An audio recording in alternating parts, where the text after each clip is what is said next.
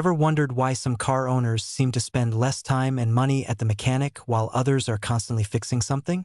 If you've been stuck choosing between diesel and petrol, especially with maintenance costs in mind, this is exactly what you need.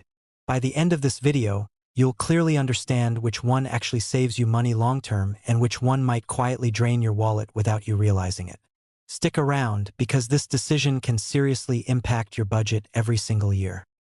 Now let's break down the real difference in maintenance costs between diesel and petrol cars. At first glance, petrol cars seem cheaper to maintain, and honestly, in many cases they are. Petrol engines are simpler, which means fewer components that can go wrong and generally lower repair costs when something does fail. Diesel engines, on the other hand, are built tougher, but that strength comes with more complex parts like turbochargers and high-pressure fuel systems that can be expensive to fix.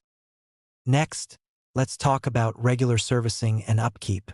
Petrol cars usually have lower service costs because oil changes, spark plugs, and filters are relatively inexpensive. Diesel engines don't use spark plugs, but they do require more expensive oil and often larger quantities of it.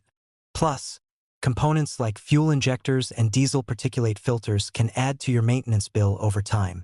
So while diesel engines may last longer, maintaining them isn't always cheap.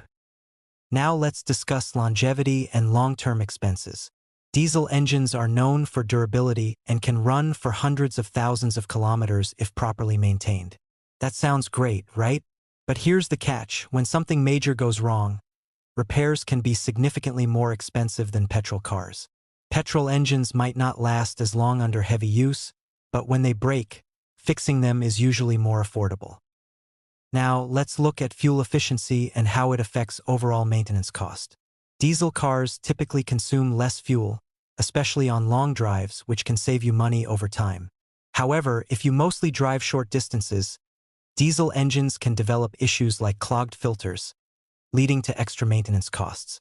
Petrol cars handle short trips better, making them a smarter choice for city driving. Which one should you choose? So, what's the final verdict? If you drive long distances frequently and want an engine that can handle heavy use, diesel might be worth the higher maintenance costs. But if your driving is mostly short trips and city commuting, petrol cars are usually cheaper and easier to maintain. Ultimately, the best choice isn't just about fuel type. It's about how you drive and what you're willing to spend on maintenance.